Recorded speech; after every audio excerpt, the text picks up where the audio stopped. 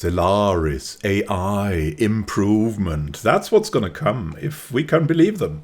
So Guido and Offe are offering us a new approach to AI, and we'll start with the pop job system that will be reformed not only for the AI but also for us, the players. So how it used to work is apparently each time you build a new building district and so on, each single pop would update their desire to work each job. All pops would be unassigned of their jobs. All of them would be put back on a potentially new job when something finishes. Now that's a big change, right? So,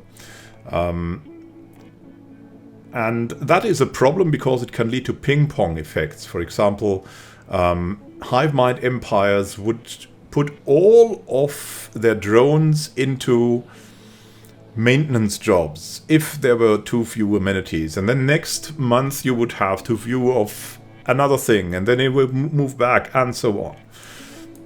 So in 3.3 it works differently. During each monthly update they will update the jobs on all the planets. They will only remove or add maximum of 1 pop per job during the monthly update. Note that we now have time lapses. The time lapses are a comparison of 3.2, that's on the left side, and 3.3, that's on the right side. And at the end of the video we're going to look at which AI won on average. How are the points, how is the military, how is the population. We're just going to have a broad look and we'll see, is it as much better? This is Insane AI, no bonuses, and we'll see how much it has gained in strength.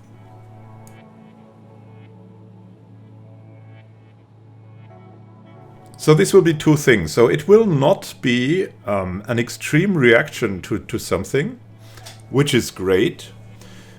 It also means that you might take care of extreme situations only on your own.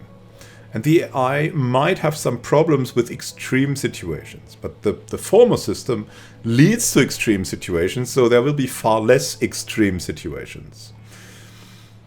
And there have been some calculations have been removed that were very CPU demanding. So that one was removed, 75% of the calculation time of job weight calculations. Furthermore, we're now reusing job weights between pops that are of the same species and share the same job. And there's a new check if the pops are just there to work them. So if there are no pops who can work a job, then the AI won't try to use them. For example, use worker robots in advanced jobs. Previously, the AI would only check if there's enough workers of any kind, apparently, and if there's an advanced job open, well, the robot workers wouldn't go there.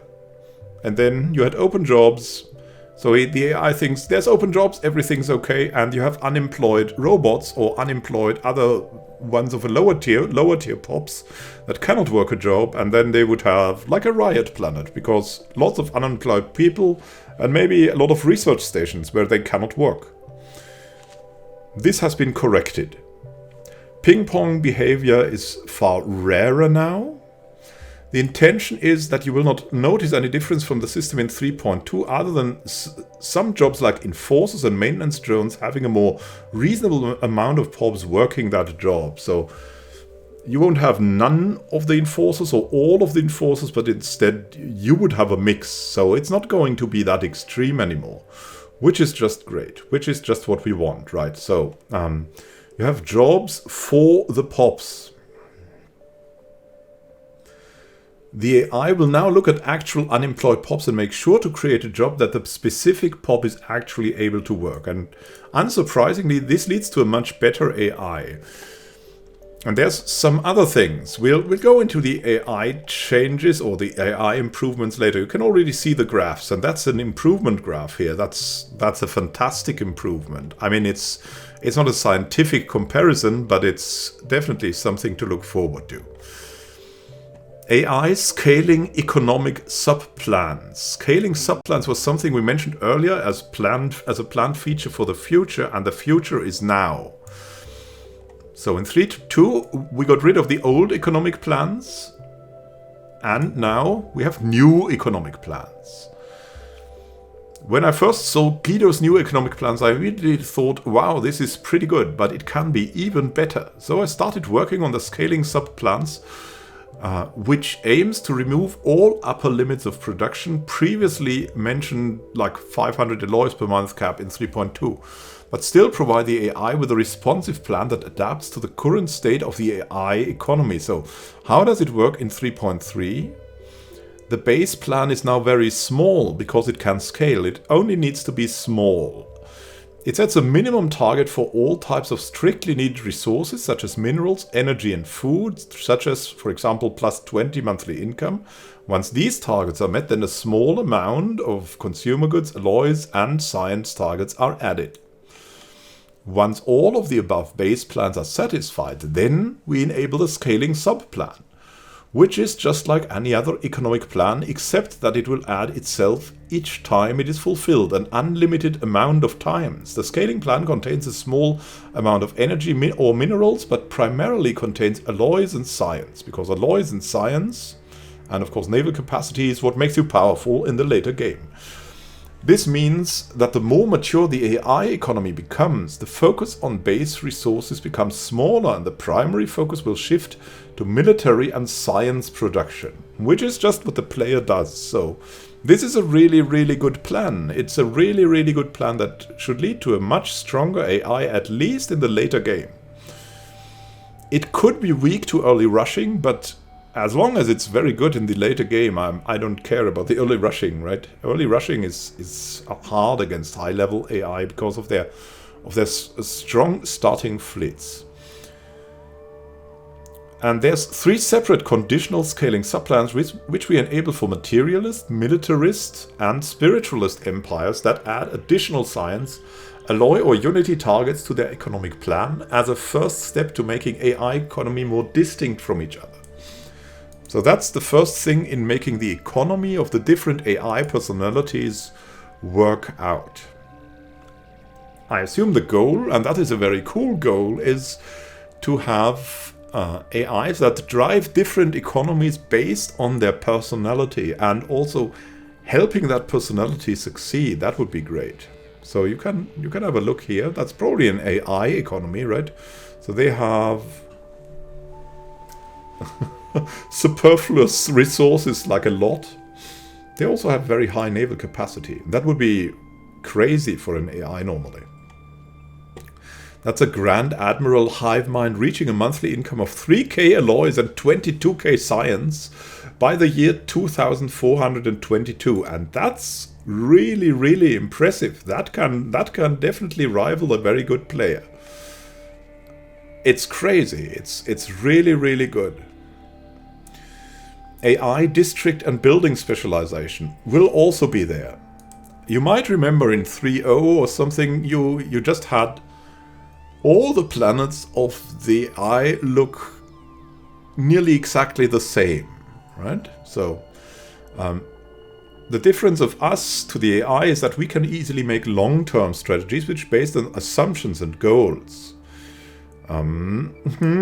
And the economic AI is stateless, which means it has no notion of past or future. It only looks at what it has right now, what it can do to satisfy its economic plan. It makes it very good at adapting to the situation it's in. It will keep a close eye at the current economic situation, immediately react to any shortages, but lack of some long-term planning capabilities that we have. So how can the AI make specialized worlds without planning for the future? Specializing worlds is always first a sacrifice and then a big gain. So that is something that the AI cannot really grasp, right? At least the Stellaris AI at this point. One straightforward way of doing it is simply by switching places of districts that we've already built in the past.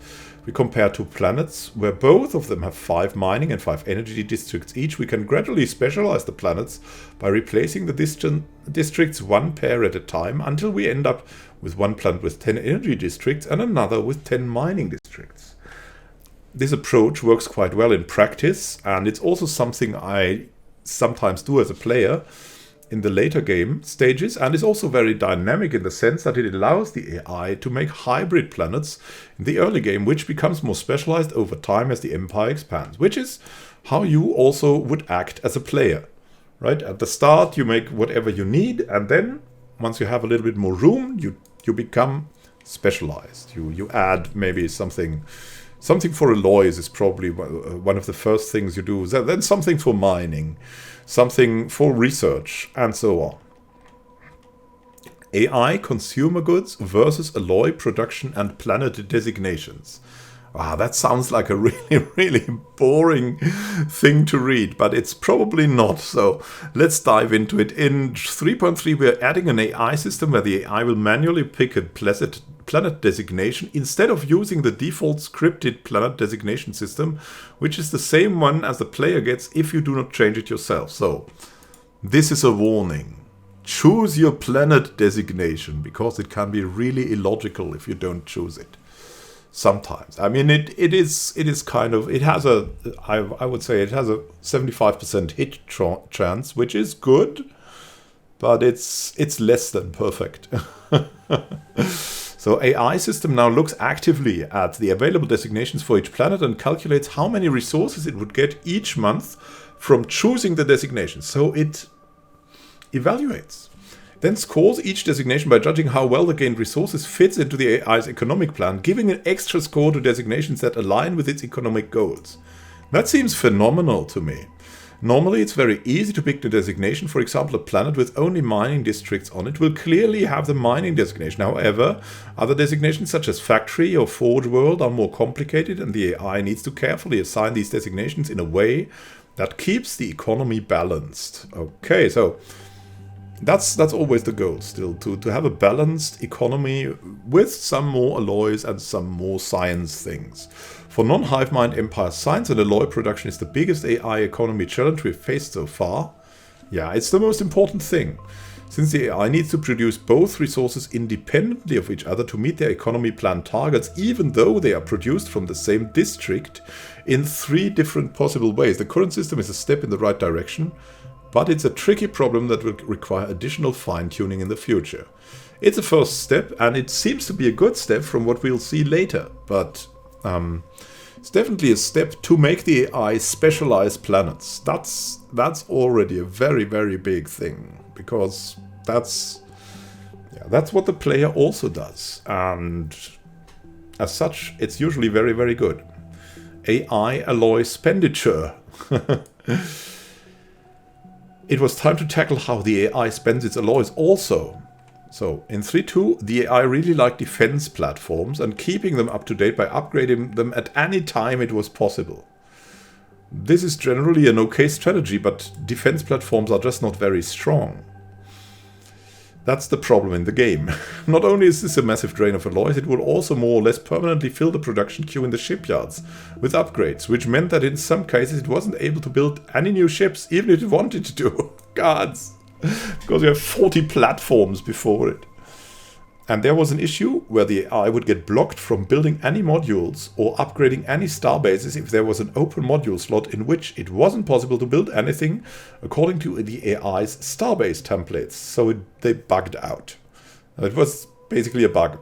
The AI has dedicated shipyard starbase templates, and if it's open slots in it, then it would really like to build the Titan assembly module on it. But if it wasn't researched yet, then the AI would get blocked here, preventing the construction of new starbases. Oh. If this alone is fixed, that's already a big progress, right? Good that they fixed it now. In 3.3, the AI alloy spending priority goes now something like this. New ships until we reach fleet cap. That's something the player would do. Build starbase modules, also something the player would do. Build new starbases, that's also in that order something the player would do. Whoops. Upgrade the starbases, yeah, that's also the thing. And then upgrade ships and defense platforms. If it gives a 30% or more fleet power bonus and upgrade the entire fleet. This ship is in while we are at the shipyard anyway. Oh, so handy. Saving both alloys and time. And building defense platforms as a last resort. As you would do in the end game. You have too many alloys, dump it in the defense platforms. That has always been my choice too. So it seems like they talked to a very good player, or they played a lot and are now also expert players. Cool, cool. I really like that. I love it. AI tech picking. Now I'm really intrigued, because it has often seemed to me very random what the AI picks. AI has scripted weights for each tech in the game, gives it some direction as to what technology to pick next every time a research is completed, both in terms of which technologies are more powerful, but also taking into account AI personalities. Militarist empires are, for example, more inclined to research weapon tech. In 3.2, the majority of techs had some modifier on it, which increased the chance of being selected by the AI, but when you prioritize everything, then you prioritize nothing. Hello, to-do list. Or have you ever prioritized like your Steam backlog? Oh. For 3.3 we went through all the techs in the game and remade the AI priorities from scratch, emphasizing techs that will help the AI scale into the mid and late game. For example, resource production boosting techs, pop growth techs, and resource producing building chains are now more encouraged. So the AI in general has more of a builder personality instead of going weapons.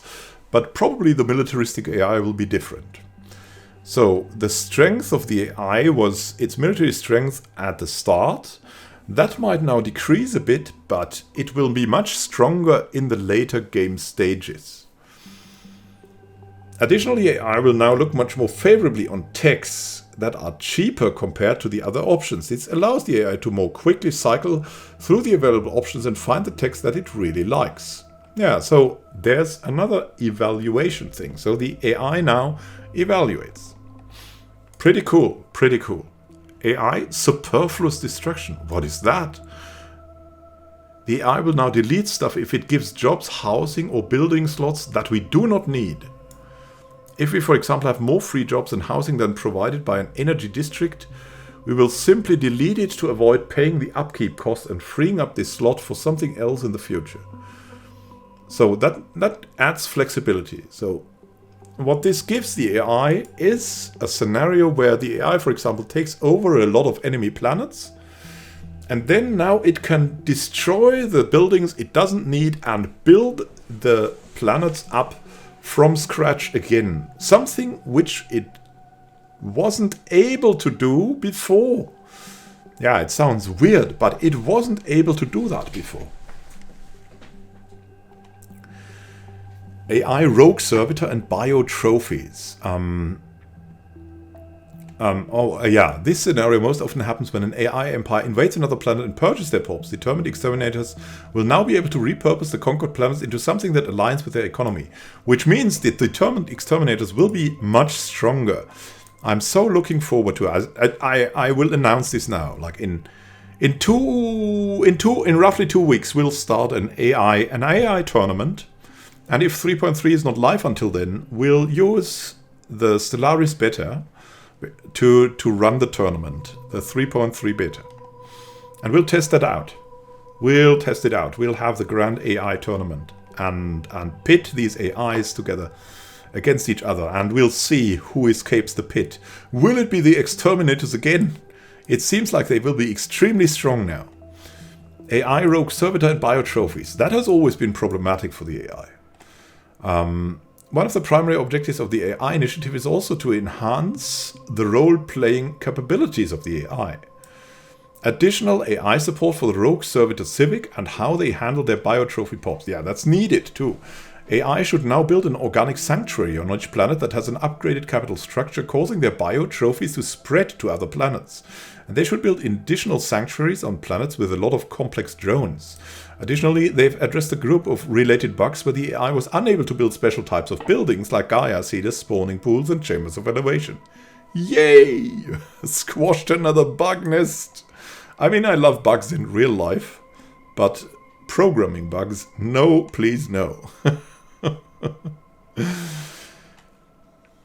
And now there's the meat to it. The AI comparison graphs based on a single test run on Ensign and one test run on Grand Admiral. Now, test runs on Grand Admiral are very skewed due to the immense bonuses the AI gets, right? So some traits that are very good for an Ensign AI are nearly irrelevant for a Grand Admiral AI. Like, for example, you get some more minerals or something like that, because minerals are kind of irrelevant to the Grand Admiral AI very, very quickly. So a mineral bonus will mean nothing, but maybe an ability to have, I don't know, 10% evasion or bigger experience growth for their leaders is much more powerful then. So there's a big difference. There's a huge variance in the AI performance due to random factors, to how they pick text, traditions, ascension perks, events.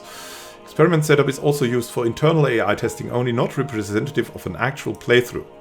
So what was the setup? Tiny Galaxy 1 AI, all tests during using the United Nations of Earth Empire. That's a good empire to test, because it's kind of not specialized in a special direction. Mid and late game years set to 2575 to 600, so they don't trigger.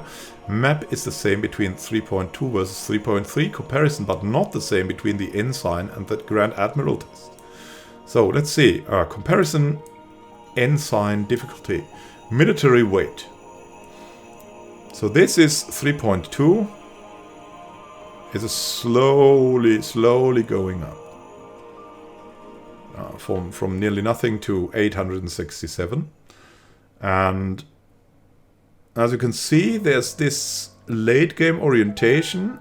So military first a little bit weaker than the standard 3.2 AI. And then boom, after year 100 it takes off. It takes off.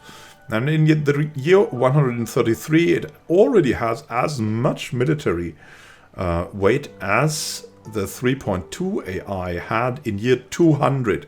And then it takes totally off until it's like 7 times what it has on the 3.2 version, which is scary. The difference is really scary. Then we have the same thing on Grand Admiral. And there's also a trade buff. Develop with trade buff, whatever that means. We'll surely hear it very soon. So that orange line is 3.2, which is kind of okay. You see that there's not such a big difference between Grand Admiral 3.2 and Grand Admiral in the development. It is only that the developed is only double as good. Roughly. I mean, now there's develop 1 and develop with trade buff. Develop with trade buff that doubles the power of the AI on Grand Admiral, which is impressive. One can really struggle against that, and even without the trade buff, it's even roughly, I don't know, 20 to 30% stronger right here.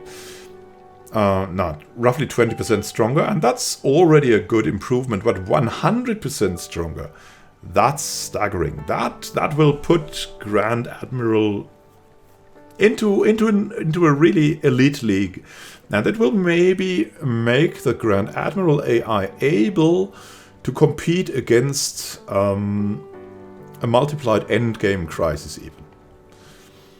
So what can we see from that? Around the year 150, the 3.3 develop AI reaches the 32 starbase capacity due to having researched all techs in the game, resulting in the slowdown of the military power development. In 3.2 AI gets stuck in an economic death spiral for about 30 years shortly after the year 100. AI eventually manages to escape the death spiral due to bug fixing, and then has massive economic growth and is able to build up to the 32 starbase cap quickly due to having saved up alloys for around 30 years. Oh god.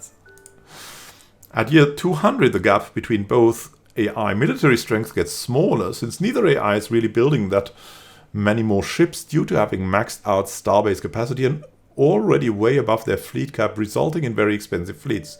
The power gap at year 200 is mainly due to 3.3 AI having superior technology. So the technology advantage will be extreme. However, it turned out that for Grand Admiral difficulty, the AI wouldn't correctly apply the increased buff from trade value. Now, when it does, the AI takes a good step in the direction of making it more challenging for players. Yeah, the players who play Grand Admiral are the ones who want to be challenged. So this is a really good thing. Overall, the Grand Admiral and Insight tests show a similar pattern where the first 100 years are roughly the same, and then the difference becomes substantial, astonishing, I would even say. However, in the Grand Admiral test, the upper limit of 3.3 AI scaling can be seen around year 150 or 200, as the military growth curve tends to flatten out at this point when reaching the starbase cap. But the same happens to the player. You nearly only grow then by research. That was an extremely interesting post, and I'm really looking forward to the AI improvements that are coming for Stellaris. Let's hope it works all that way. Once I did a comparison between the standard Stellaris AI and one of the AI mods. I think it was, I don't know anymore how the mods are called, but it was really a difference like this between these AIs, and also like this. Like it was multiples.